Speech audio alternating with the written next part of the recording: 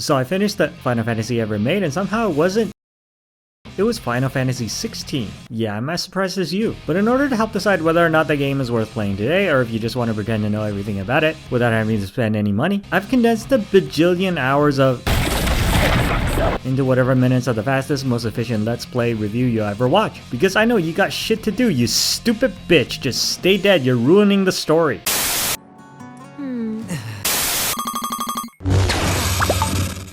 Why do games do this? It's like booting up a CD when somebody left gum in your disk drive. Oh shit, it really broke my Microsoft PlayStation. Now it just took a long time because I guess the game was re-rendering all this pre-rendered bombastic kaiju fight in the background, which leads to Final Fantasy 16, opening with a practically shot-for-shot recreation of the Balrog fight from Lord of the Rings. Which, if you're finding confusing as rest assured was by design, because modern Final Fantasy only knows one kind of opening, and that is in medias res, since it worked out so well for the prettiest Super Saiyan in 1997. It's actually about this guy, a brooding pretty boy swordsman of few words who, I guess that doesn't narrow it down too much, but at least he isn't named after an annoying bird. See, with the way titles came up, I thought that guy's name was Yoshitaka Amano, and then they peed on their fire with their hands and picked up camp. All to observe a battle in progress with these guys who don't really matter because, hang on, have to listen to well-dressed people yelling at each other in a room while some lady can't pretend to give two shits about the real threat of smoke causing lung cancer, because the average age of survival is like 23, so might as well just have rough, dirty peasant sex all the time while everything is smeared in shit because Square just learned enough English to be able to read the terrible novelization of the popular Game of Thrones TV series. You are a lion. What's wrong, my lion? Take the van. Did you mean, or... Okay, so the reason I said all these guys don't matter, and credit where it's due, this is actually a very interesting idea, is that the traditional Final Fantasy summons are basically feudal WMDs, bound to human hosts and whipped out in a metaphorical dick-slapping contest whenever the illiterate nations go to war with each other. Do I still have to censor the swearing when it's in Japanese? And then the main character died and the game ended. No, he didn't, I'm just kidding, because as it turns out, the Balrog fight was a memory which then transitioned into an immediate res opening that led into a playable memory which forms the prologue of the game. I honestly think Square is just trying to confuse J.R.R. Tolkien's copyright lawyers at this point. Oh right, his name is Clive. What the f*** is that up there? Oh, fireworks! Lovely!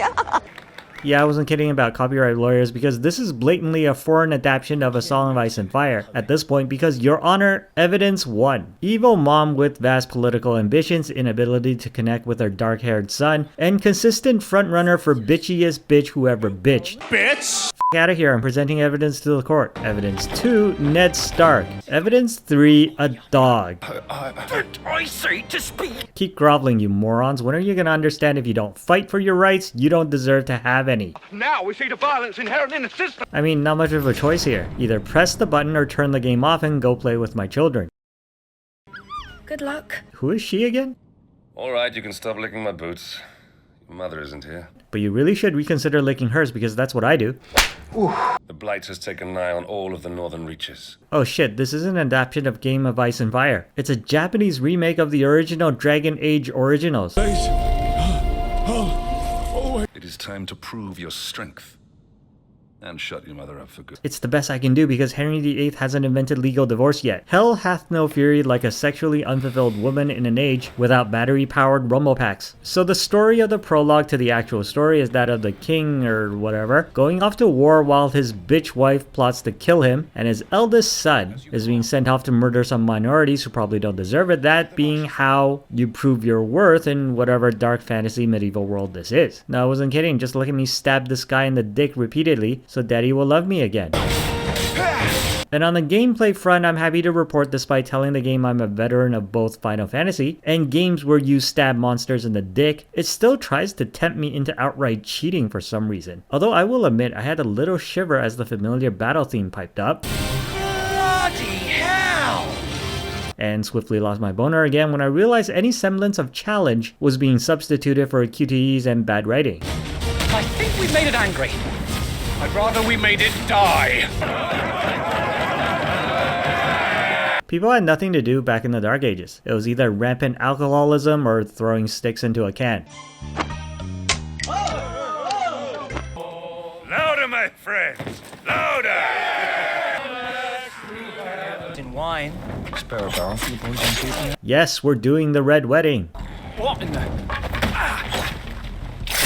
Your room is gonna smell when you don't have flushing toilets. You know, it's telling when the pixel sprites on the save screen exhibit more character than their extravagantly rendered counterparts. Anyways, everybody is killed, including the pets. Winds speed you to Rosalind. Look at this shithead. I'm over here playing a dark, gritty, realistic fantasy RPG, and he thinks he's in a Final Fantasy game or something. And then somebody broke Clive's Bluetooth earbuds. Told you. And then Ned Stark dies, as is tradition, which leads directly into the awakening of latent mutant genes in the younger, prettier son, which indirectly causes the older, slightly less prettier son to also turn Super Saiyan, which then leads into the kaiju fight we saw at the beginning of the game before the prologues flash forward to the present. But my only takeaway from the story at this point is, if this guy only kept his mouth shut and pretended to be dead, he wouldn't have been stabbed.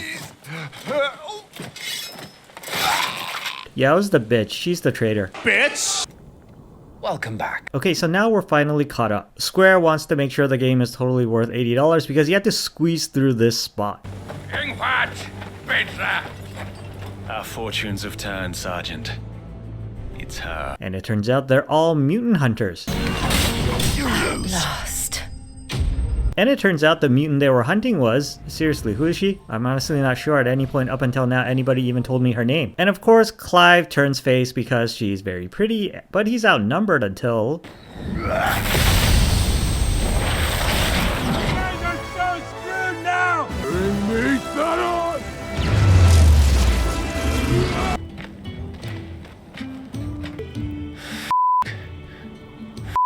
I really like this map. Too bad it's not actually used for much. Fucking apple polisher. This guy is Sid. This iteration of Sid is basically what the black guy was in 7. As the leader of a terrorist cell, which Clive as Cloud also. This doesn't mean I'm joining you.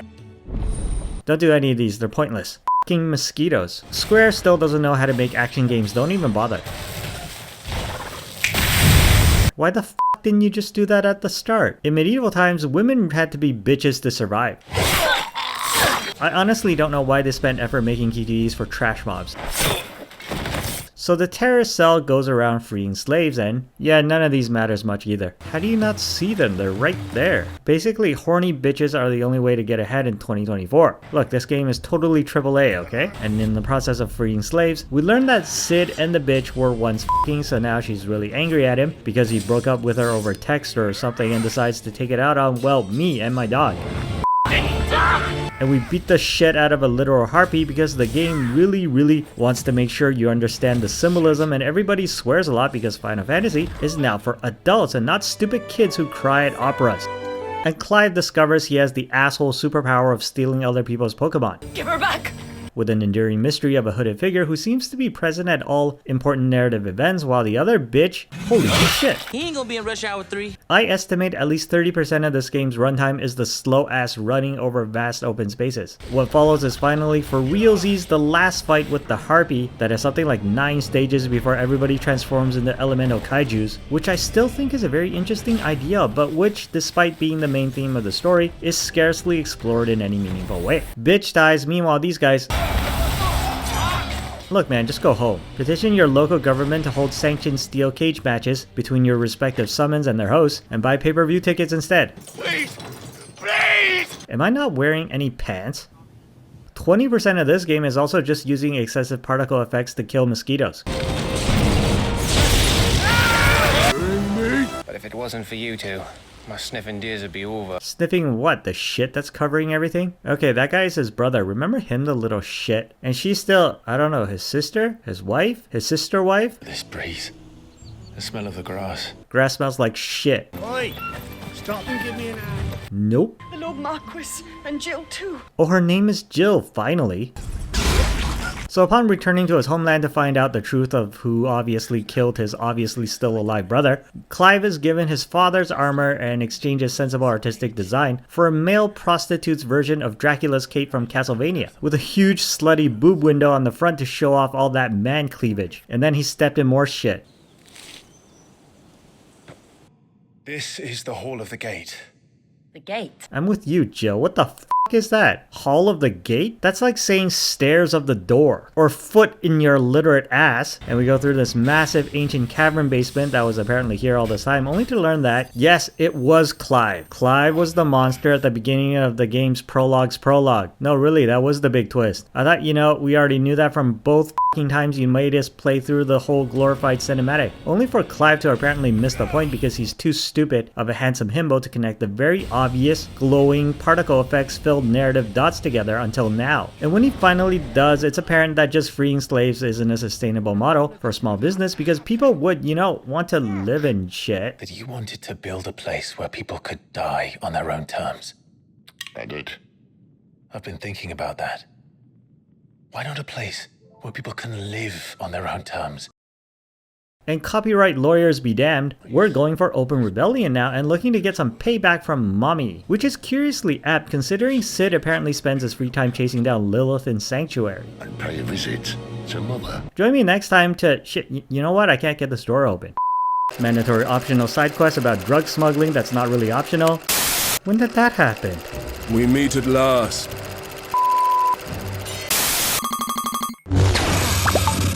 So let's continue playing the internet's favorite Final Fantasy, and somehow it wasn't. It was 16. And since I know all of you PC gamers are having enough trouble scrounging up the money you need to afford a PS5 in this economy, let's just all forget the 7-Eleven Remake Part 2 Attack of the Clones exists, and instead watch a bajillion hours of condensed into whatever minutes of the fastest, most efficient Let's Play review for your benefit. But don't worry, I talk fast, edit quicker, because I too have no idea how this is architecturally safe and better finish talking before the whole thing collapses. The gates of Oriflamme buckle at the flood of those come seeking refuge. Immigrants, I knew it was them. Even when it was the bears, I knew it was them. We pick up with some anti-immigration mumbling that causes some undocumented immigrants to stab a table in righteous anger. There was a cockroach there. And then a handsome Canadian man and a guy with the voice of a purring panther reiterate the importance of safe sex for teenagers. You two behave now. While Clive, remember him, get his terrorist mission briefing from a local prostitute and proceeds to skip merrily across the meadow for the next hour or so. You know, despite everything being covered in shit, the world is actually very advanced, as shown by the crystals which can produce all the elements of life on a whim. Yes, this is a very interesting plot point, and no, the game doesn't really do enough to look into a world running essentially on infinite free energy, because it's too busy trying to be dark and gritty with lots of talking heads, side quests, that all just leads to discussions on the merits of anal copulation. Which is why we'll be taking the back door. Jill knows what I'm talking about. Whoever controls the crystals... Where do I get the vocal equivalent of plastic surgery to make me talk like a growling leopard? Because if I had this guy's voice, this video would have 10 million views already. The most dangerous. Even life's smallest challenges offer the opportunity to grow and to change. F this wall. F this... Oh shit. Wait, we're fighting zombies now? Doesn't look that far. Right. Dude, it's one small gap and you're the god of thunder. Holy shit, you suck. You got nothing going for you besides your sexy, sexy voice. Look on the bright side. At least you won't get lost. Let go of my hand, no homo. I knew it would be big. But this... You're two elemental gods. Why is this such a struggle? Ask one. Okay, so apparently we aren't actively engaged in rebellion against royal oppression anymore. And instead, this is a beat-for-beat repeat of the first Mako reactor bombing of the remake of the one that made all the money, complete with boss fight, nonsensical appearance by otherworldly monsters, shaped vaguely like turds, but only with a lot more profanity. Alright, the hole. A hole, alright. Lots of holes and lots of holes in this game.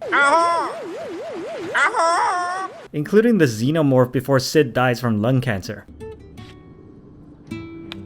See, I told you his stupid brother was alive and he ends up sucking off the xenomorph and the Mako reactor blows up. Meanwhile, the head of one of the bitches is sent to the lover of the other bitch, who gets really angry that he won't have anyone to suck him off anymore. No, I'm not planning on stopping with the stupid vulgar jokes. Because when in Rome, everybody else cusses some more and then it's 5 years later and a little girl is trying to sell Jill ointments for her. No. Perhaps a soothing salve to ease the aches of the road? It's a trap. It's a trap! Also, Sid left me his Pokemon cards, so I'm the God of Thunder now.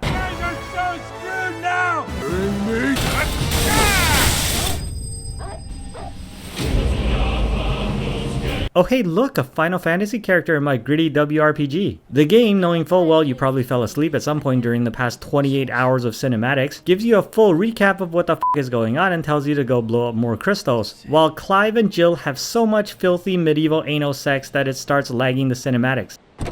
Master Clive, a moment if you... my apologies, I didn't... No, seriously, this whole part of the game is so padded with mandatory side quests. Why the f are side quests mandatory and how can they still be called side quests? In that case, that you can be forgiven for giving up on the game completely before you get to witness even more horrific war crimes and manly handshakes. The Lady Annabella couldn't care less about the realm. She barely even cares for her own home. This is also an unavoidable side quest. And then you meet Clive's lazy-ass uncle, and I guess Clive's sword failed to render or something. Lumbago. Claims against church and crown. I shall have thy head. Oh no, wait, this was an intentional callback to a scene that never happened. Lumbago. Why then? Who shall we pillage first? Yeah, let's go kill some serfs. The purpose of this lady is literal exposition. As you know, the Iron Kingdom rules over the... Oh no, you changed the order of the words. The lawyers can't sue you now.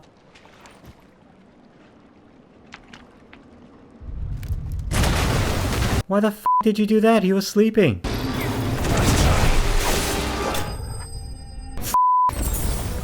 Is there no other way across? I mean, yeah, I too have always wondered why you were stopped by locked wooden doors in a lot of Final Fantasy games, despite carrying literal gods in your pocket. Are you hurt? Just hot. Jill, it can't be. It is, my lady. Meanwhile, the people in the back are like, who the f are those heavily armored people? You know what? We don't get paid enough to care. This way. Oh shit, it's a locked door. So this whole portion is about Jill facing her own literal demons by finally standing up to her oppressors. Meanwhile, Clive tries to face his own literal demons in dealing with impotence from too much ass sex.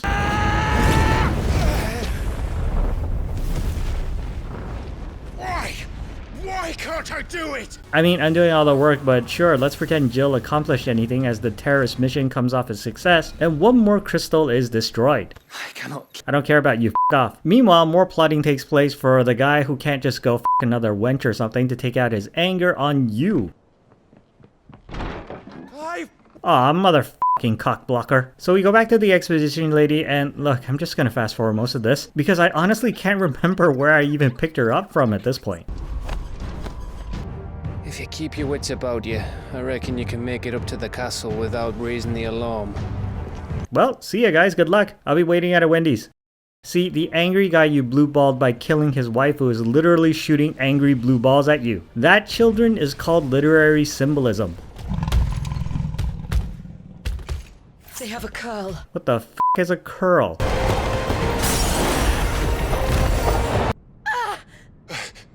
Jill! When did that happen? We meet at last. And literally 2 seconds later you get broken out to stop the public execution. That for some reason couldn't happen 2 seconds earlier, so what the f*** was even the point? F*** this guy in particular.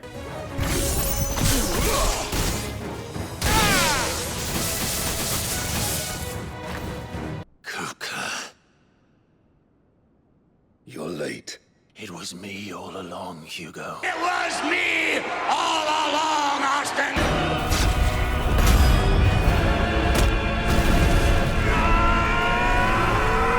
Alright, Clive. Okay, so I won. Exposition lady. Tuberculosis. Uncle? Sorry. Lumbago.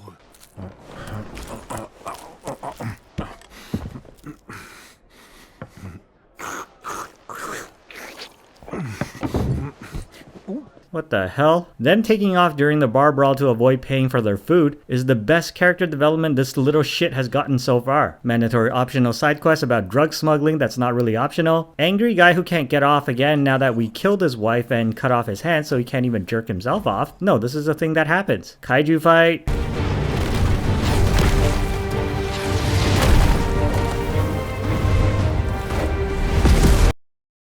Kaiju kung fu kick. You know, somehow I realized at the end of another 12 hours of playtime that the main plot hasn't budged an inch beyond robbing another Austrian jewelry store. And we spent the entirety of Act 2 beating the shit out of a grieving widower whose wife we murdered because we're the good guys. It's only at the very end that we start getting the big revelations like all the hot gay sex and the little shit walking in on the gay sex to form an alliance, which will hopefully lead to something actually happening as we finally finish the Japanese plagiarized knockoff to a fantasy reinterpretation of the historical War of the Roses that was turned into a softcore adult production about incest and wanting to f your own aunt. Based on, coincidentally, the same historical event that inspired the books, which inspired the show, that inspired this game to...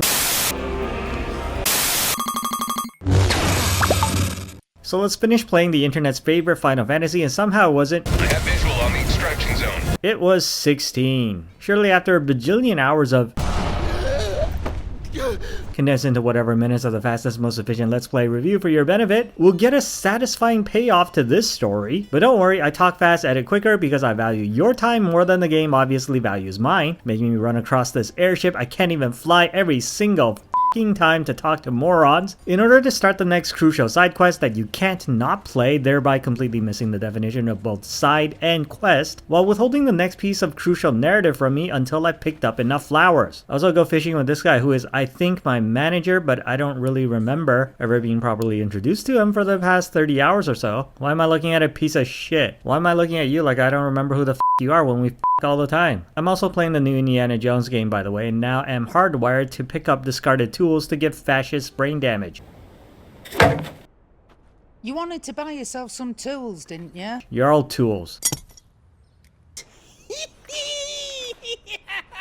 Why are you so happy? You don't even have a door to hold. And then they go to Niagara Falls but stick to the Canadian side because the American side smells like gunpowder and denied health insurance claims. Emperor Olivier shall rebuild the Holy Empire of Sambrec. Kid is either possessed or a pampered nepo baby because we've long since given up on any attempt at originality by now. Is this truly the path you wish to tread?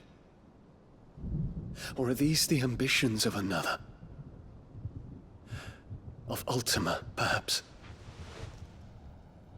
What nonsense is this? How did you figure it out? Were you reading my phone text without permission again? You won't get through without that pass. Or you could just fly over because you're two elemental gods that can leap mountains.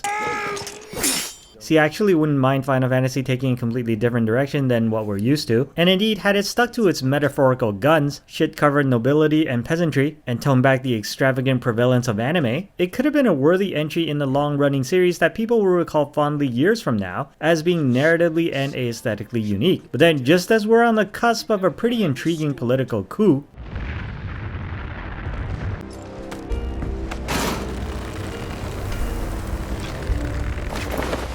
this is the same guy who needed his passport renewed earlier, mind. Over here, Clive! F*** back to the short bus, I'm talking here. This shit happens. I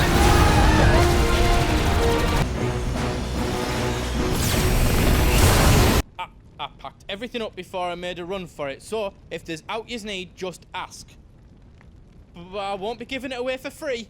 Which, when combined with the age-old question of why the f*** are you war profiteering me on the cusp of Armageddon when A, you work for me, and B, money has no meaning if the very notion of currency ceases to exist, just raises the question of why the f*** is the game all over the place tonally. Mother. It's you! Would that Joshua had been granted 1/10 of your strength! Oh! The Phoenix lives on! He's battling Bahamut as we speak! Not anymore, that bird is cooked.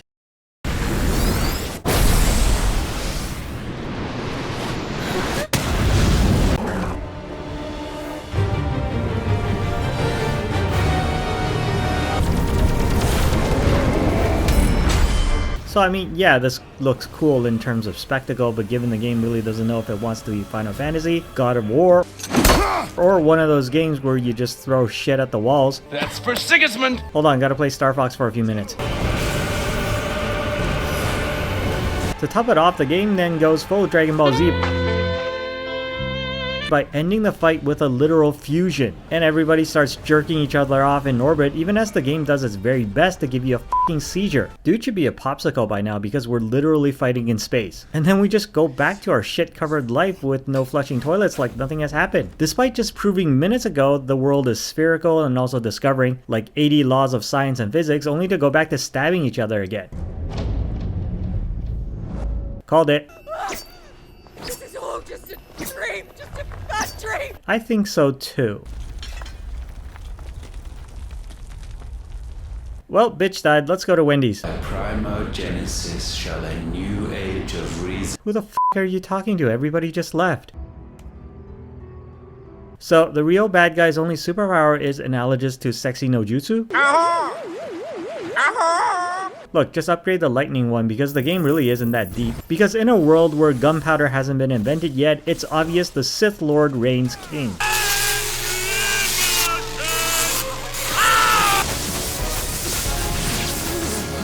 Joshua, what do you know of Ultima? That his superpower is mommy issues. Mother. This is the game outright murdering the medieval politics portion because at this point, the crazy anime party has won the election in a landslide and begun a purge of its opponents. And then in a crossover with Ubisoft, you're joined by assassins. No, I'm not kidding. Such is, and has ever been, our creed. But everyone calls me Mid. Your dad's dead, but I bet you hope he rots in hell for giving you that name. Why do you still fight like this when narratively there's nothing stopping you from curb stomping a motherfucker as a flaming lion goat?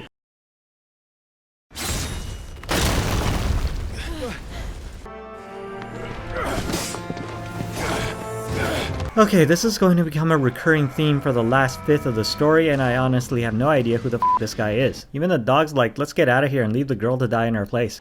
But this isn't any other ship. This is the Enterprise! And then we do a Star Trek crossover because Final Fantasy will take any idea, so long as they don't have to come up with one of their own. And then we fight clones.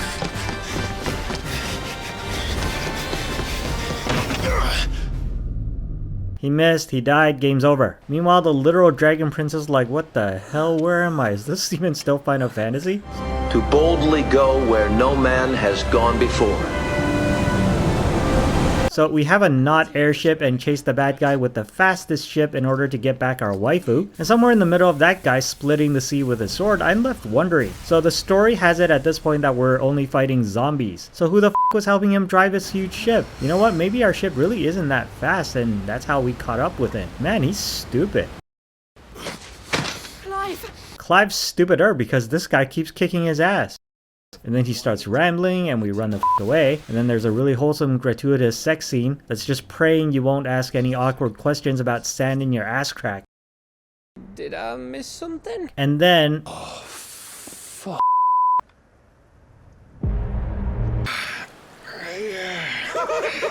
You get your ass kicked for the 23rd time atop of Orthang.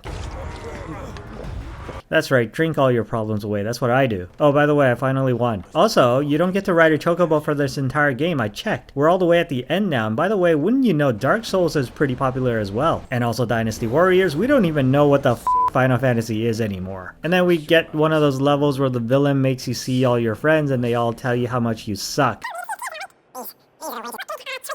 Come with me if you want to live.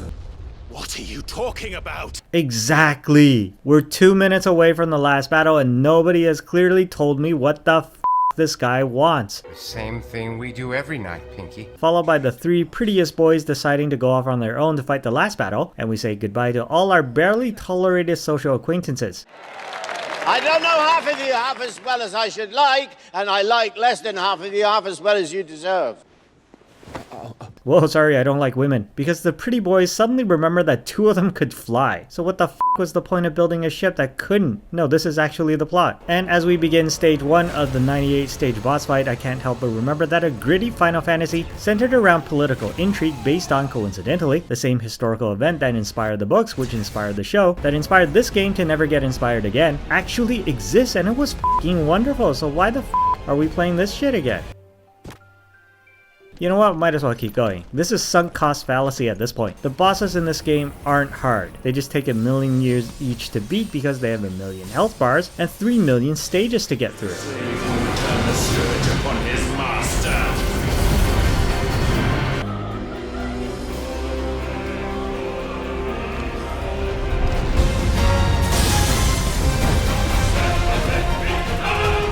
And it all ends with a punch to the face after magic disappears from the world and people are forced to stop eating avocado toast and wait a minute, this is just the ending to Tales of Vesperia. Well, there you go, Final Fantasy XVI has not one original bone in its body, and as a longtime fan I have every reason to be worried about the series' future. But it is somehow still better than the trilogy, which I'm not entirely uncertain wasn't just overt advertisement for designer handbags, so I guess get it on a deep sale.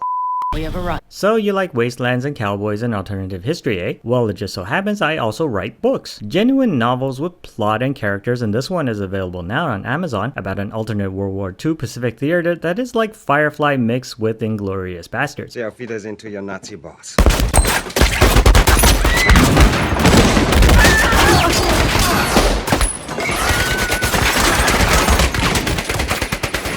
And I also have a Patreon now where if you subscribe, you get DRM-free versions of the same books as soon as they come out. Why? Because I like money. Also because I'm posting entertainment opinions on YouTube, so frankly, I should have done this years ago because you know I'm completely without capability for shame.